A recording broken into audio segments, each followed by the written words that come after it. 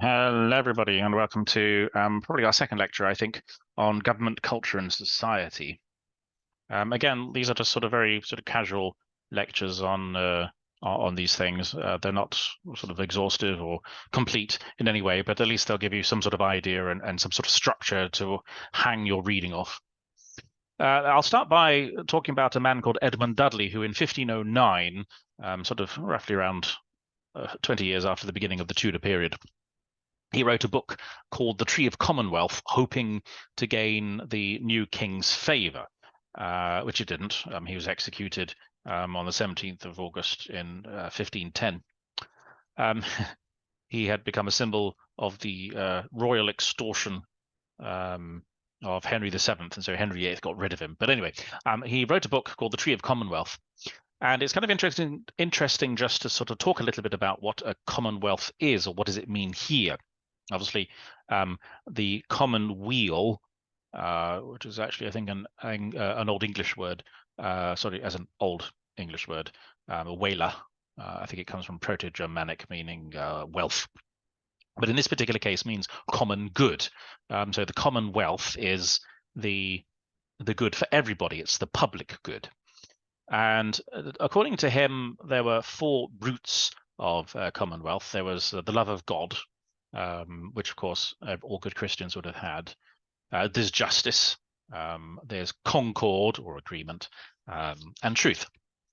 And each of these things leads to more things, such as tranquility or good examples, worldly prosperity, the honor of God. All of these things are kind of important. But what is mostly important for us today is that he divides culture or society up into three different parts. Now, none of this is particularly new. It's quite common. These three divisions are sort of fairly represented, I think, through almost any division of society during this time period. But anyway, the idea was that each part of society has a role, and every part. And there are sort of three different parts of society that he talked about. The first is really the clergy, those in the church. And according to him, the clergy were there to pray for the good of the whole and to avoid worldly temptations and lusts. That's the clergy. The second part are the nobility, or the chivalric orders here. Now, there is a range, and I do have a graphic a little bit later on to sort of explain this, but for the moment, just hang with me. There's a range of people here in this nobility section, all the way from dukes who stand just below the king, all the way down to gentlemen who stand just above our third group of the commoners. But they are there to defend the Commonwealth. They are there to defend the realm during a time of war, but also to govern it during peacetime. And they are expected to behave properly, to serve the king, and to protect the weak. So there is a certain what's called a noblesse oblige, or an obligation of the nobility. So it isn't just everybody sitting on silk cushions and eating from silver spoons. You do have a purpose in life, at least in theory. And then lastly, the third group are the commoners, or the commonality, everybody else, whose purpose it is to work, and your purpose is to have a family and to work. According to Dudley, he had some other ideas. Again, nothing weird or nothing unexpected.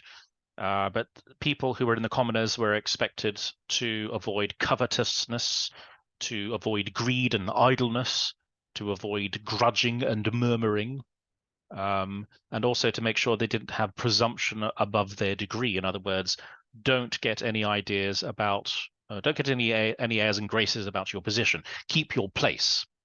The quote he had was, "They are there to live in labor and pain, and for the most part of their time in the sweat of their face." In other words, life was fairly short, nasty, and brutish. There are some things to notice about Dudley's description. Number one, this is both prescriptive and descriptive. It is a description of how things should be. It's an ideal, but it's not necessarily a reality. But there are some general ideas. You stayed in your area and you contributed in your area. And it's very important to note that this society is very hierarchically structured. It is supposed to be that way, and it is all the way across Europe, and it's not just Tudor England, it's everywhere. And the notion of order is pretty much the same thing. We can go to there's a book called the Book of Homilies or the Book of Sermons, and it was printed during the reign of Edward VI and Elizabeth I. And one of the sermons says this quote here: Almighty God has created and appointed all things in heaven and earth and waters in a most excellent and perfect order. In heaven he has appointed distinct orders and estates of archangels and angels. In earth he has assigned kings, princes with other governors under him, all in good and necessary order. Every degree of people in their vocation, their calling, and their office have appointed to them their duty and order. Some are in high degree, some in low, some kings and princes, others inferiors and subjects, priests and laymen, masters and servants, fathers and children, husbands and wives, rich and poor, and where there is no right order, this is important to note, there reigns all abuse, carnal liberty, enormity, sin, and Babylonical confusion. So in other words, God has ordered everything in a particular fashion, and this is the way things are supposed to be. And when you change that order, if you not transcend that order, because that is actually a legitimate possibility, but if you transgress those orders, then terrible things will happen. Society will fall apart. And this is sort of, you can actually see this a lot in the early Reformation, I think in Germany, when Martin Luther, the peasants, because of what Martin Luther is preaching about the Reformation, because he's explained the Bible and what it means, the peasants sort of decide, oh, okay, well, that means that we don't have to be sort of treated so badly. And Martin Luther said, nope, that's not what it means. And so they slaughtered them all in the peasant rebellion. And I think this, because as far as Martin Luther is concerned, no, there is a structure here you have to maintain. Unless you think this is something that's just in the Tudor period. Some of you might remember the hymn, All Things Bright and Beautiful, All Creatures Great and Small, All Things Wise and Wonderful, the Lord God made them all. In most hymn books, and I think the Adventist hymn book, if it still has it, or at least the early version did, I'm not sure if the later version did, but there is a verse that has been cut out. Even as late as 1848, there was a verse in it that said, the rich man in his castle, the poor man at his gate. God made them high and lowly and ordered their estate. In other words, if you're poor, that's where God put you. If you're rich and highborn, that's where God put you. So this is not just a Tudor idea. This is, an idea that runs all the way through, as I said, Europe, but also through time. And it's really probably only the last sort of 100, maybe 150 years where we've seen that notion kind of get destroyed. But anyway, this is the Tudor concept then of communal ideas and ideals that are maintained by a hierarchy which God has put into place. And that's kind of important, how it was. Now, as we go further on, there are further splits in rank and status. I alluded to them earlier about clergy and nobility and commoners. And I'm going to ignore some further distinctions, and I hope that maybe your other class will cover maybe some of this of age and sex. Obviously, if you're young and if you're old, that will have a consequence. And also if you're a woman, that also has a massive consequence on things. So yes, I'm going to ignore those for a minute. And I'm going to talk about a man called William Harrison, who wrote another thing in 1577, where he talked about the division of England and how England was divided up. And what I'm going to do is share a little graphic here, if I can find it. Here we go. This is just a very, very simple graphic. It's nothing special. But you can sort of see here, let me move my windows out of the way. You can sort of see you start out with the king at the absolutely very top of things. Anyway, so William Harrison writing in 1577. So this is actually sort of quite well into the Tudor period. He says, quote, we in England divide our people commonly into 4 sorts. And the first thing he talks about are the gentlemen, and he talks about dukes and earls. So if you look on this little graphic here, we've got sort of the high level of the gentlemen. Now, there's not many dukes and earls. There's maybe 60 of these during Tudor Britain, maybe 200 families by about 1688, and maybe a total of 1,000 people. So not many. These are the most important people in the land. So your top gentleman levels are very important. And then you have your citizens and burgesses. And these are city folk. During the medieval period, of course, most people lived and stayed in one place, and they weren't allowed to go other places. But if you had a certain amount of freedom, you were considered a citizen or a burgess, and you were allowed the freedom of the cities. You were allowed to sort of go where you wanted and as you pleased. So this is your next level. So gentlemen first, then your citizens and burgesses. And then Harrison talked about at least the yeomen of the countryside. If you were a yeoman, that's actually, I think, a very old term that also goes back to Old England, the Anglo-Saxon period. Anyway, the yeomen of the countryside were people who had land that was equivalent of about 40 shillings a year. Now, I'll have to maybe find a way of converting this into modern day money, because it doesn't sound like very much, but it was actually a fairly considerable amount of money back then. These tended to be farmers who owned their own land, so they weren't tenant farmers. They didn't rent from other people. They had land, and they worked it, or other people worked for them on it. And then lastly, Harrison talked about laborers and husbandmen and servants who, according to him, had, quote, neither voice nor authority. And they are sort of your bottom level groups of people. Now, as you can sort of see by this picture, Harrison kind of fits sort of into this. This is a stylized sort of breakdown of society. Any picture is going to be reductionistic in many ways, but it divides 2 groups of people into the secular and the clergy. So if you look on the left-hand side in the blue, this is the church, and the church owns a good portion of the land. If I remember correctly, I'm trying to think how much the church owned. The church owned an awful lot, about 50% of the land. And of course, land means money, because we are an agricultural society. We're not technologically advanced very, very much. We're definitely not a manufacturing society in any great form. So what you grow leads to money. And so the church has 50% of the land, and so therefore it's very, very, very powerful.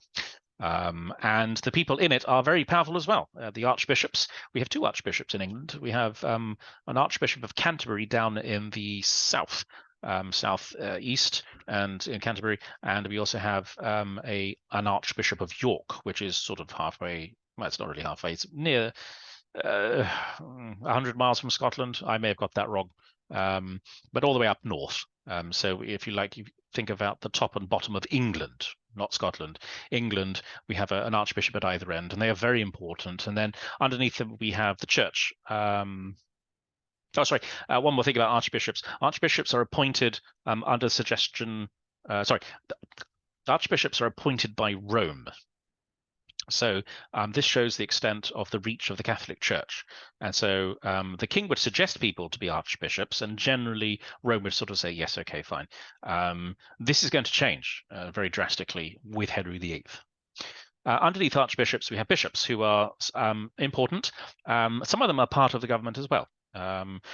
Bishops are actually appointed by a group called Convocation, which is a group of people who get together, a church of people who get together, and they kind of vote themselves in and out of positions, and that's kind of how it is.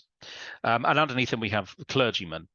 Now, there are different kinds of clergymen, and I'm just not sure if I really want to talk too much about the different levels of clergy, but there are different kinds of clergy. Maybe I'll talk about that later. Anyway, we'll see.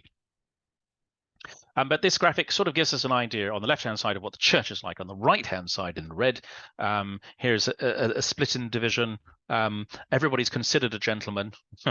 And again, it gets confusing because sometimes people are called gentlemen, but they are at a very different part of that hierarchy, somewhere near the bottom, but they can still be considered gentlemen. But essentially, if you don't have to work too much for your money, if you own people, you're going to be in the top parts of the top echelons of a society. If you have to work for a living, you're going to be in the bottom half of that. So again, just to run through it, the top people are the very important, noble, blue-blooded people, the dukes, the earls, and the barons. They are definitely part of government. And underneath them, there are the gentry. Now, these are the people who live in the countryside. I'm going down the left-hand side of the picture now.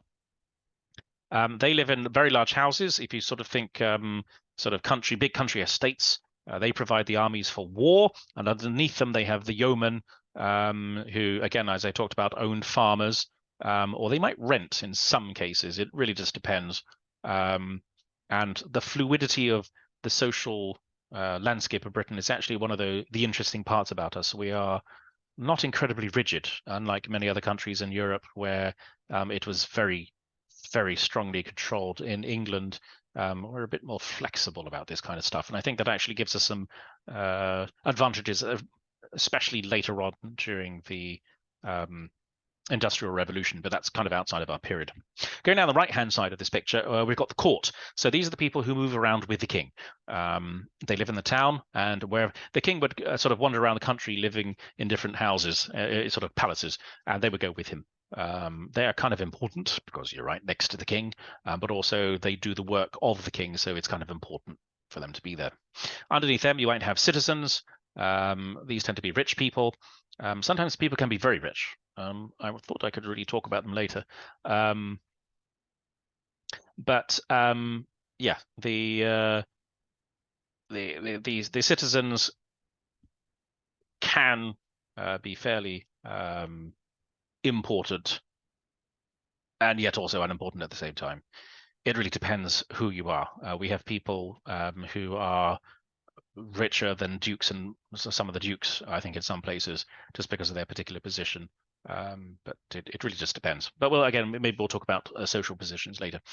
Laborers are very near the bottom, and then below them are vagrants and beggars. They are the worst kind of society. They are just terrible, and nobody wants to talk about them.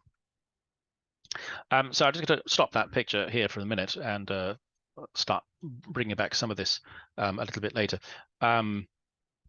So the majority landowners in England and Wales are the church and the top levels of gentlemen, the peerage, if you like, and these are dukes, earls, viscounts, barons, and lords. They also had they're known as the peerage, and we still have a peerage system in England, although it's a slightly more, I'm going to say, democratic. It's not really democratic, but they do get voted in and created in the House of Lords. But at least back then, this was a very favourable position to be in. If you were in the peerage, if you were in this top level of the gentry, you could only be tried by your peers, usually in the House of Lords when Parliament sat. And you became part of the Houses of Parliament literally by dint of your birth, your social position. That made you part of the whole system. And so, yes, that's kind of like the top levels. The gentry, there's another level of gentry. This is why this graphic is sort of simultaneously helpful and not helpful at all. There are the gentry. The gentry are people like knights and esquires, and also, confusingly, also called gentlemen. Now, as you can see from the little picture I showed you earlier, there is actually a whole section called gentlemen, but there's also a subsection of the gentry called gentlemen, and this is why pictures are not always very helpful. But the lower levels of gentry, if you like, these are non-inherited titles. So, for example, even today, I can be knighted by the Queen. No, I can't. She's dead. I can be knighted by the King, and I can be made Sir Robin Anthony, and that will be a great honor. But when I die, or if I have any children, my children do not inherit any titles. And that was the same back then. You were made a knight, you were not a knight. And you could be made knight for a number of different reasons. Sir Francis Drake, for example, he was made a knight by Queen Elizabeth I by fighting for him, mostly after he'd been fighting and plundering the Spanish. I think that was in 1580. So he was, he was made a knight. But you could also become a gentleman. There's a little quote some wag at the time said, "Gentlemen are made goods cheap in England," because anybody with a degree from Oxford and University could really count yourself as a gentleman. And also, if you were maybe a lawyer or a physician, that also made you a gentleman. And as I said, it's a kind of a useless category because the people in this category vary enormously, from small farmers to extremely wealthy landowners. You could be a justice of the peace. You could be a local member. You could be a member of parliament. Gentry made out about 2% of the English population, but about 50% of the land. But remembering that here that yes, the church owns another 50%, the crown and all the other sort of top levels also own large amounts of land as well. So it's a very, as you can hear, it's a very muddy, complicated mess of trying to figure these things out. So these are just sort of very basic and very loose frameworks that you sort of hang over everything else. Now, there are some non-land-owning groups of people. Now, yeomen, as I said, people who had an excess of about 40 shillings a year, theoretically, and according to the name at least, they are supposed to be freeholders. They are freeholding the land, they own the land. But they were, and sometimes they were, but most of them ended up actually being tenant farmers, and so therefore they actually have somebody over them. But you could be a substantial tenant farmer. You can still rent your land from somebody else, but employ people to work for you. And so you would get I mean, obviously with people around you, you can farm more, you can sell more, and that obviously gives you more money in general. And so these are sort of the better sort of people who might live in a village. You'd get husbandmen, husbandmen who are a little bit below them. These are small family farmers. They might own maybe 30 acres or so, enough to support your family, and maybe with a little bit of a modest surplus to sell. But most of the time, you're relying on your own family to do the work for you. Then there's craftsmen and tradesmen. These might be people of substance. For example, millers or blacksmiths might be able to make a good living. But many others were poor. Tailors, alehouse keepers, they brewed their own ale. They were generally relatively poor. And then the last at the bottoms are the cottagers and labourers. They might own a few acres of land which you rent from a farmer or maybe a lord or somebody else. You might have a trade as well, and you might engage in that from time to time, but most of them relied on their wages for at least a significant part of their income. So they ended up working on as farm laborers on the holdings of bigger tenants. So these are the kind of people who would work for yeomen, for example.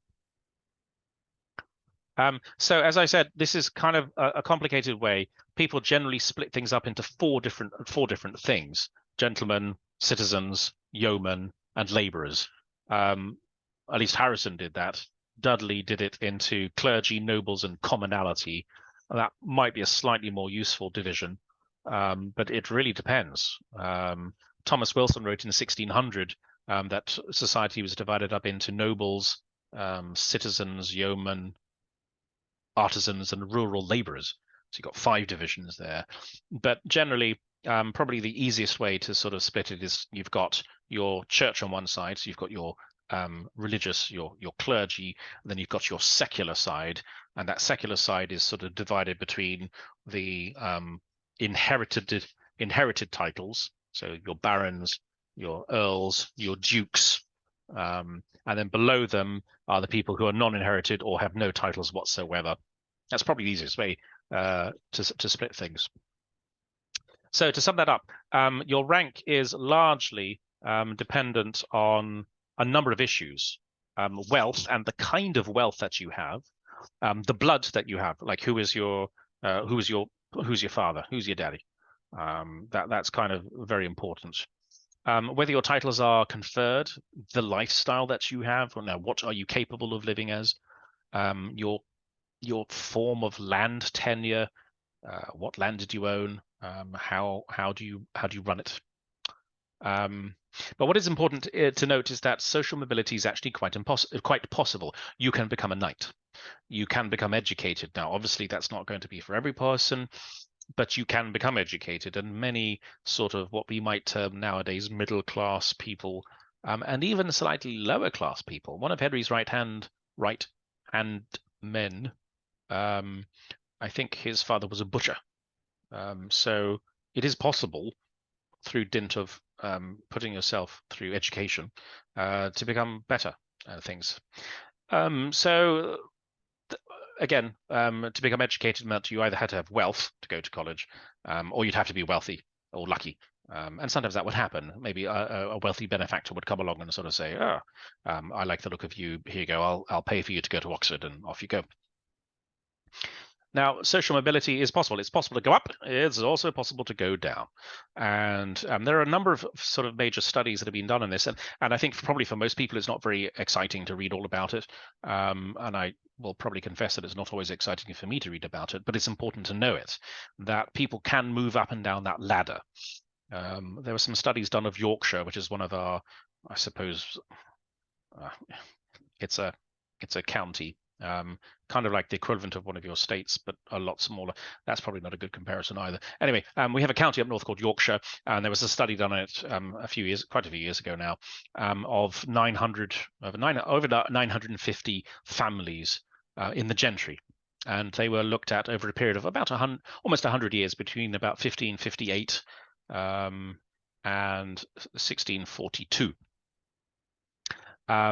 And 9 of them became elevated into the peerage, so they became very lucky. 64 were removed from the country completely. 181 of these families died without heir, and 30 just completely disappeared. And they were replaced by newcomers from other counties, successful lawyers and merchants, but also very patient yeomen who were working in the land and sort of gathering their money and working up. So, a good 200 families. There was a change in at least 200 of those families. So social mobility is not fixed. It is potentially fluid. And geography also plays a part in this. There's an old nursery rhyme from the time period. A knight of Cales and a gentleman of Wales and a lord of the North Country, a yeoman of Kent with a yearly rent could buy them out all three. In other words, you talk about the people on the outskirts of England or Wales, and in the north of England, even a poor farmer down south will have more money than these people. He can become like them. And so, again, social mobility, absolutely possible to change. So there's the split on rank. I probably should talk about women. And other levels. Well, I can't really. Yes, I guess women and servants are kind of like the bottom 2 tiers. Women, generally speaking, this is not a like a fantastically detailed section on women, but I think we should cover it just so you have a know. A woman's place was seen as a very dutiful daughter and wife, as a mother and a sister. They had very little recognized role outside of the household and very few opportunities to pursue their own ideas or their own careers, or at least in theory. We will see some very powerful women come into play over the next few weeks. And of course, Elizabeth I, fantastically powerful woman. So it's admittedly she's a queen and not an average person, but yeah. In many respects, women were considered to be inferior. There's a homily on marriage where it was said, "A woman is a weak creature, not endowed with the like strength and constancy of mind as men are. Therefore they be the sooner disquieted, they be the more prone to weak affections and dispositions of the mind more than men be." In other words, it's the very old Aristotelian idea. It's not just Aristotle, it might be Plato too, but women are not very intelligent and not very strong-minded. And I think many of them carried over the idea that, if you sort of educated women too much, their brains would fall out and they go mad. And so, women were very clearly kept where they wanted them to. And of course, unfortunately for women, this was a position of the church, and it was also a position in the Bible. 1 Corinthians 11 or sort of pointed out that, or at least St. Paul points out that he says, "I want you to understand that the head of every man is Christ. The head of a woman is her husband, and the head of Christ is God. In other words, there's a very clear hierarchy here. And so you can see that concept of hierarchy, it's biblically mandated, or at least appears to be biblically mandated. So women are considered subordinate.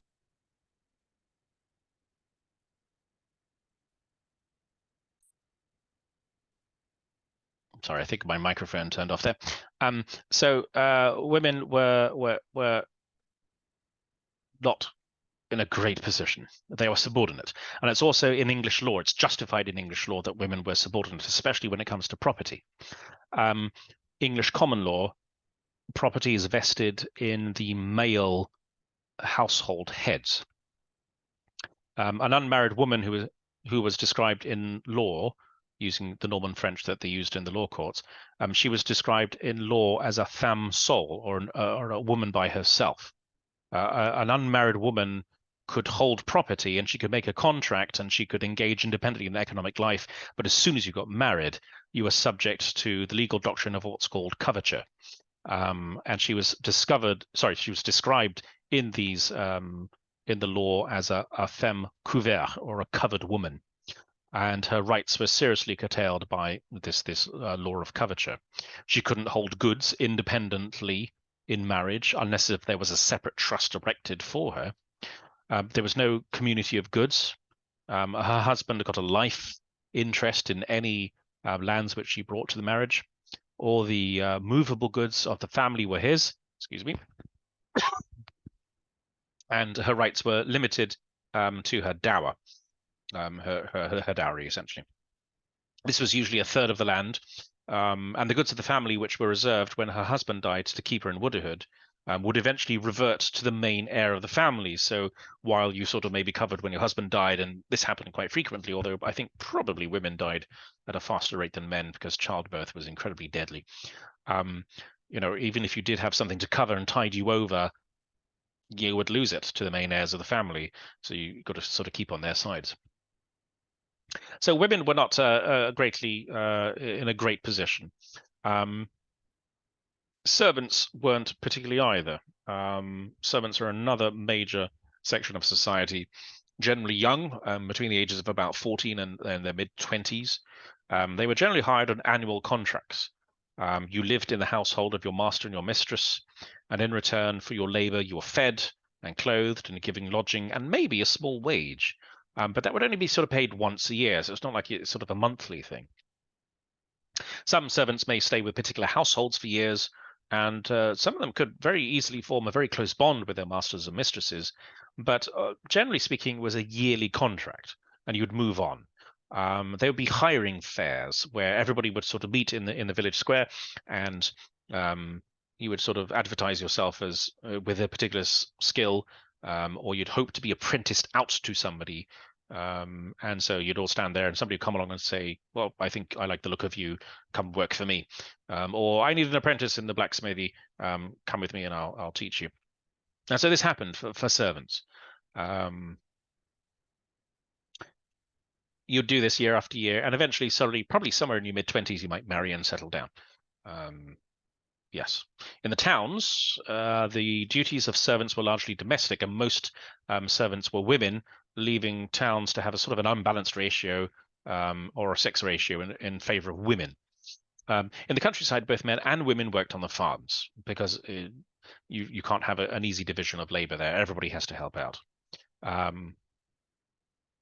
So in the countryside, many of them worked on the farms together in either domestic or in agricultural tasks, and these were known as servants in husbandry because they engaged in husbandry or agricultural work.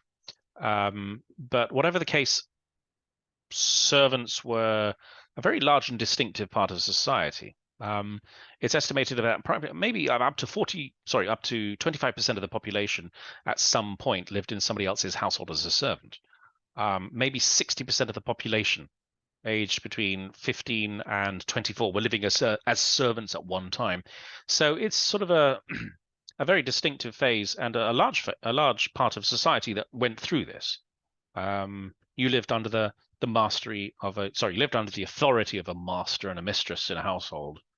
And that probably did an awful lot actually to shape your expectations of what is possible and what was supposed to happen next. In other words, you're being socialized into hierarchy and socialized in terms of authority. So yes, even when you died, you may not necessarily be buried under your own name, but you'd be named as the servant of Robin Anthony, for example. You wouldn't even get your own name on it. It really depends, again, on the kind of thing that it is. It all depends. Now, the last thing I do want to talk just for a few minutes about population. We had a number of plagues in England going back to the 1300s, and we had maybe about 2 million people around, maybe early 1400s. But from now on, we're going to see an incline with a couple of tolls and a couple of dips in it, mostly down to influenza, smallpox, pneumonia, plague. There are some other diseases that we have from the time period that we don't know what they are. They describe them, but they don't really sound like anything that we currently have. So there's a fairly good chance that there are a couple of diseases that floated around. Please be quiet, cat. A couple of diseases that floated around that we just don't know about, and maybe they all died out. Anyway, the birth rate started to go up. The plague period in England shifted social expectations and possibilities in England quite considerably. And so over the years, the population started to go up. By about 1525, we're up to 2.5 million, but by about 1600, we're up to 4 million. So there is a massive jump in sort of 75 years. There are complications with this, right? As soon as your labor goes up, as soon as the available labor goes up, wages go down. And that's going to have a consequence, because if you've got too many people, everybody's competing for the same jobs, wages go down. Life expectancy goes up. Your chances of making it out of childhood get better. Important things. So our country conditions, 90% of the land is agrarian, 90% of the population lives in agrarian areas, 10% live in cities. About 5% lived in towns larger than 5%. 5% lived in towns larger than 55,000 people. London has about 60,000 people in it, which is approximately 2% of the population, which is not a lot of people. But back then it was. That's kind of the thing. There aren't many cities in Europe that can reach London's levels. So there you go. And towns would be comprised of variegated groups of people, much more than villages, of course. Lots of professionals, manufacturers, merchants, rich people. There's a grocer, a merchant in Norwich, which is sort of north-ish of London. A man by the name of Robert Janus, and his personal tax returns were bigger than the entire city of Rochester. So he's fairly substantial, and this can happen. As I said earlier, the little nursery rhyme where somebody in the South, even though he's a poor person, can earn a lot more than somebody in the North. And sort of, you can be an important person up North, but be very poor, but somebody down South will be lesser than you, but have more money. Robert Janus is a good example of this. Towns also comprised of craftsmen. Towns were people did work there. Obviously, you've got people. Let's say you have a blacksmith. Somebody works in a blacksmith, and they do lots of things for that blacksmith. But you would have journeymen who are like apprentices who worked for you and worked in that blacksmith. Sometimes they would only work for a day, though. So it may just be a day laborer. You might, as an apprenticed blacksmithy. And so you would have that. But the majority of people did, because we've got no great manufacturing, we have something called the putting out system, where you would do a part of a job, and what would happen is that I would be responsible for the beginning part of a job, and then that job would be passed on to somebody else, and then they would do the next stage of that job, and then the next person comes along and does that job, and you sort of keep going around like this. I think Adam Smith will have some things to say about this later on, but that's a little bit how the manufacturing worked in towns. So our populations are not incredibly large, but we are experiencing a time period of massive birth rate and life expectancy increases. And this is going to have certain consequences on the possibilities that can happen in a culture. Obviously, if your population keeps dying, you can't do things. When you've got stability, we've got sort of a demographic stability, but we also have political stability. These things lead to consequences that are very helpful for us, at least very helpful for us if you want to sort of become something as a country. And we'll see this as we go. Right, so I'm going to stop there, and we'll see in the next few weeks exactly how some of this is going to work out in different areas, mostly because we've got different things to look at. The community, of course, and how communities are structured is very important. So we've got to look at how society, which is broken up into these different levels, then gets further broken down in terms of your society.